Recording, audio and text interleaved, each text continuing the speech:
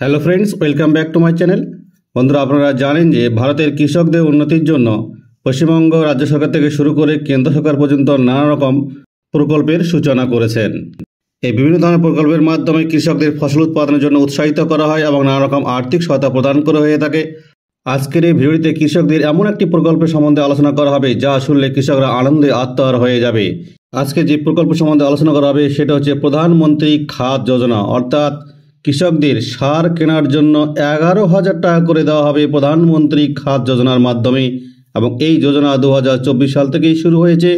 যারা যারা আবেদন করবেন তারা কিন্তু প্রত্যেককে সার কেনার জন্য 11,000 টাকা করে ভর্তুকি পাবেন। আসুন এক নজরে সেই প্রকল্পের ডিটেলসটা একবার দেখে নেওয়া যাক। পিএম কিষাণ খাদ যোজনা, হ্যাঁ ঠিক শুনেছেন আপনারা, পিএম কিষাণ খাদ যোজনা। আপনারা সবাই জানেন যে ভারত কৃষিপ্রধান দেশ, আর এই দেশে কৃষকরা তাদের ক্ষেতে অক্লান্ত পরিশ্রমের মাধ্যমে শস্য উৎপাদন করে সারা দেশের নাগরিকদের মুখে অন্ন তুলে দেয় এবং সেই শস্য থেকেই তাদের আয় হয়। কিন্তু বর্তমানে সারের যা দাম, তাতে কৃষকরা সার কিনতে হিমশিম খেয়ে যাচ্ছে। তাই কেন্দ্র সরকার কৃষকদের ক্ষেতে ভালো ফসল ফলানোর উদ্দেশ্যে কৃষকদের সার কেনার জন্য 11,000 টাকা করে ভর্তুকি দেওয়ার জন্য চালু করেছেন প্রধানমন্ত্রী কিষাণ খাদ যোজনা 2024। ভারতের বর্তমান প্রধানমন্ত্রী নরেন্দ্র মোদী সার এবং সারের খরচ থেকে কৃষকদের স্বস্তি দিতে চালু করলেন প্রধানমন্ত্রী কিষাণ খাদ যোজনা 2024। বর্তমানে কৃষকদের জীবনযাত্রা উন্নতির জন্য তাদের বিভিন্ন প্রকল্পের অধীনে সহায়তা প্রদান করা হচ্ছে। আবার তাদের কৃষি সহায়তা প্রদানের জন্য dbtbharat.gov.in পিএম কিষাণ খাদ যোজনার নিবন্ধন 2024 প্রক্রিয়া শুরু করা হয়েছে। যে কোনো কৃষক যার পরিবারের অবস্থা ভালো নয়, তারা dbtbharat.gov.in এ অফিসিয়াল ওয়েবসাইটে গিয়ে পিএম কিষাণ খাদ যোজনার অনলাইন আবেদন 2024 প্রক্রিয়াটি সম্পূর্ণ করতে পারেন।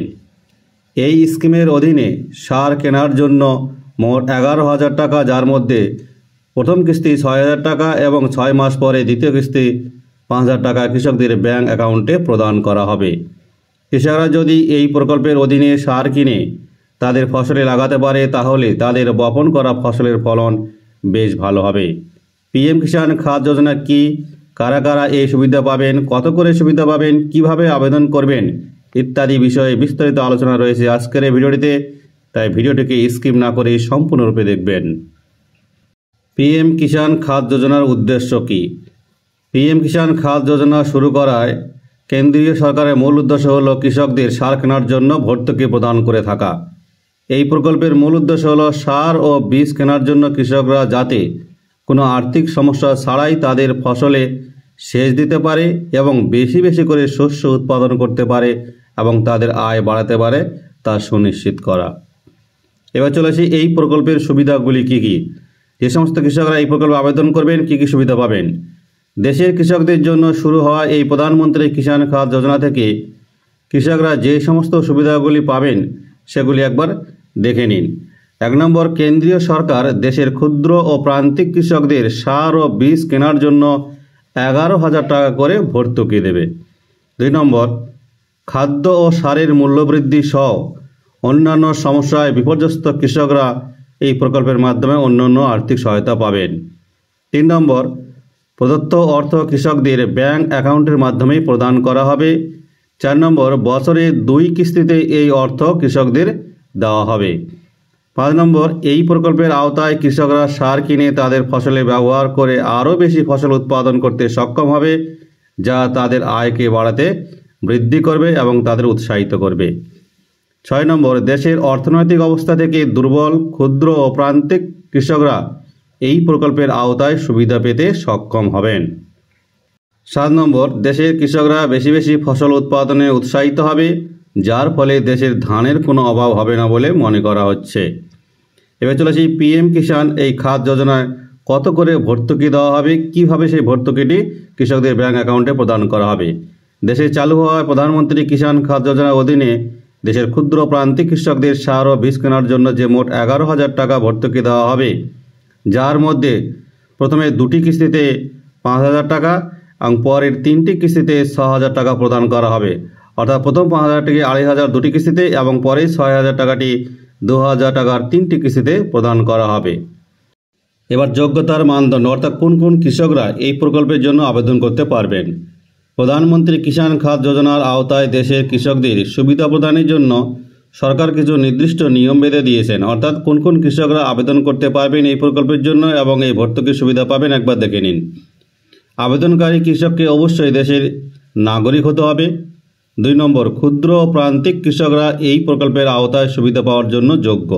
3 নম্বরে বলা রয়েছে ওই কৃষককে অবশ্যই নিজস্ব জমিতে ফসল বপন করতে হবে। 4 নম্বর, কৃষকের ক্ষেতে সেচের জন্য একটি টিউবওয়েল ও বিদ্যুৎ সংযোগ কিন্তু থাকা আবশ্যক। অর্থাৎ টিউবওয়েল এবং বিদ্যুৎ সংযোগ যদি থাকে তাহলে সেই কৃষক কিন্তু আবেদন করতে পারবেন। 5 নম্বর, কৃষকের অন্য কোনো প্রকল্প থেকে ভর্তুকির পরিমাণ এর সুবিধা নেওয়া উচিত না। অর্থাৎ অন্য কোনো প্রকল্প থেকে সুবিধা নিলে এই প্রকল্পের সুবিধা পাবেন না। 6 নম্বর, যে কৃষকদের পরিবারের সদস্য সরকারি কর্মচারী বা আয়কর প্রদানকারী তারা এই প্রকল্পের জন্য যোগ্য বলে বিবেচিত হবেন না। 7 নম্বর, কৃষকদের আবেদন করার জন্য প্রয়োজনীয় সমস্ত কাগজপত্র থাকতে হবে। 8 নম্বরে, আবেদনকারী কৃষকের যে কোনো ব্যাংকে অ্যাকাউন্ট থাকতেই হবে। এই সমস্ত যোগ্যতাগুলি থাকলে তারা আবেদন করতে পারবেন। এবার চলে আসি গুরুত্বপূর্ণ নথিতে, অর্থাৎ প্রধানমন্ত্রী কিষাণ খাদ যোজনায় অনলাইনে আবেদন করার জন্য যে সমস্ত গুরুত্বপূর্ণ নথিগুলি প্রয়োজন সেগুলি হলো, প্রথমে বলা রয়েছে সচিত্র পরিচয়পত্র অর্থাৎ ভোটার আইডি কার্ডের জেরক্স, আধার কার্ডের জেরক্স। 3 নম্বর, পারিবারিক যে রেশন কার্ড রয়েছে সে পারিবারিক রেশন কার্ডের জেরক্স জমা দিতে হবে। 4 নম্বর, কৃষক নিবন্ধন শংসাপত্র। 5 নম্বর, আয়ের শংসাপত্র।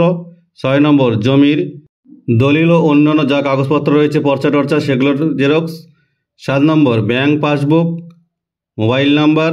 8 নম্বর, বয়সের শংসাপত্র। 10 নম্বর, পাসপোর্ট সাইজের ছবি। 11 নম্বর, বিদ্যুৎ বিল। এছাড়া অন্যান্য যাবতীয় যা কিছু চাওয়া হবে সমস্ত কিছু কিন্তু জমা দিতে হবে। এবার অনলাইনে আবেদন প্রক্রিয়া, অর্থাৎ আপনারা কিভাবে অনলাইনে এই PM কিষাণ খাদ যোজনার মাধ্যমে আবেদন করে 11,000 টাকা সার কেনার জন্য পেতে পারেন। প্রথমে অফিসিয়াল ওয়েবসাইট dbtbharat.gov.in যেতে হবে। এরপরে হোম পেজে ডিবিটি স্কিমের বিকল্পে গিয়ে প্রধানমন্ত্রী কিষাণ খাদ যোজনার যে লিঙ্কে ক্লিক করতে হবে। 3 নম্বর, এরপর একটি নতুন পেজ ওপেন হবে যেখানে আপনি অনলাইনে আবেদন করুন এবং একটা বিকল্প দেওয়া থাকবে, সেই বিকল্পে কিন্তু ক্লিক করবেন। এই স্কিমের জন্য আবেদন ফর্মটি নতুন পৃষ্ঠায় খুলে যাবে যেখানে সঠিকভাবে সমস্ত কিছু তথ্য দিয়ে সেই আবেদনপত্রটি কিন্তু আপনাদের ফিল আপ করতে হবে।